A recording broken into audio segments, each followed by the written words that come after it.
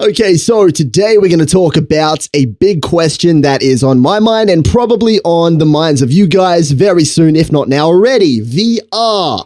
Is it worth getting an Oculus? Is it worth getting the HTC Vive? Plaguing my mind at the moment, so we need to flesh this shit out. Let's jump into some of the facts. It's probably going to cost around about the same money as a modern day console, like a PS4, Xbox. Although it's kind of wrong to look at the Oculus, say, the same as a console. It's more similar to a controller than it is to a PS4 or an Xbox. Now, my first questions are, if I buy this thing, am I going to be stuck with this lame indie tech demos that show off the technology rather than some actual good games? So it's kind of like, great, I can, experience a game in this new way, but it looks like it was made in the 80s. It's just in 3D. So this will be a pretty expensive 15-minute experience once the feeling wears off anyway. Now, I wanted to look into the types of games that get supported by the VR, so I went ahead and did that.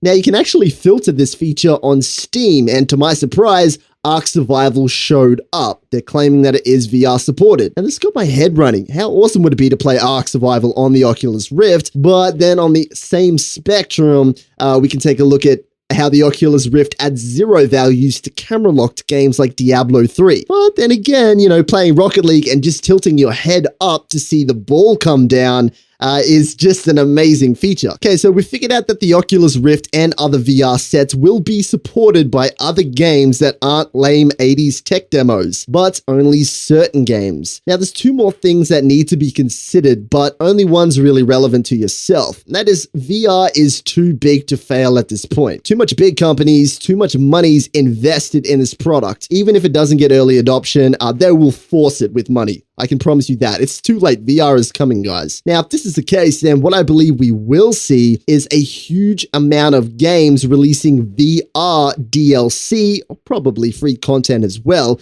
to compete with each other. AKA, let's say, like the VR patch that comes out. Now, I don't mean DLC exclusive for the VR. I'm talking about a patch that enables the VR on certain games. Whether or not they're going to charge for it, I don't know. Some companies may do that because it seems like it's going to be a lot of work. They might have to, actually rework a lot of the core of the game as well, rather than just light coding. Now, I don't know if it's technically difficult to achieve this on a lot of games, but I get a hunch in a couple of years, we're going to have conversations on forums like, oh God, this company's so slow to bring out their VR support. By the way, the second thing that I mentioned that I said earlier that probably wouldn't be that relevant to you guys is a massive shift in YouTube culture. Just from the VR headset alone, there'll be, VR dedicated YouTube channels, but I wouldn't be too worried about this. I'm personally not. I mean, look at the handheld device gaming industry on YouTube. As far as content goes, it's big, it's growing bigger, but it's not, come on guys, how many people are you subscribed to that play iPhone games? Really? So anyways, back to the main question. Should you guys buy an Oculus Rift or the HTC Vive? Now, to be honest, I'm not even sure if I'm even going to pick one of these up. I'm leaning 60% yes to 40% no. I've heard the joy of this technology can only truly be experienced from first-hand experience. You really have to have a go at it first to understand the value of it. But the price barrier is pretty high to take that risk. Now, my last thoughts about this are, just for a moment, imagine playing Blizzard's up-and-coming Overwatch on VR.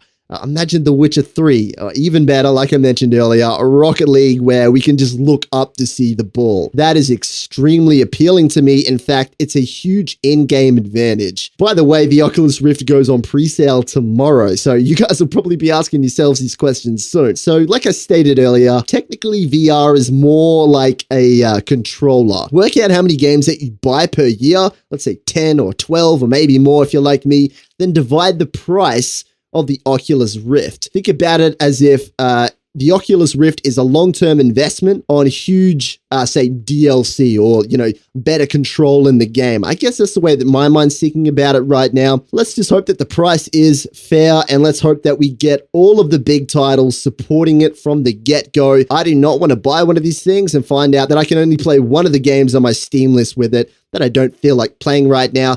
I want to see every single game bringing out VR support, or else it's not going to have a lot of value, in my opinion. The idea of wearing a giant mask over my face sounds shitty, but If it means that I get to have the control and the feeling and the mobility inside of games, I will be seriously considering picking it up. I might just pick it up anyway, just to, I don't know, experience it because, yeah, it's definitely coming, guys.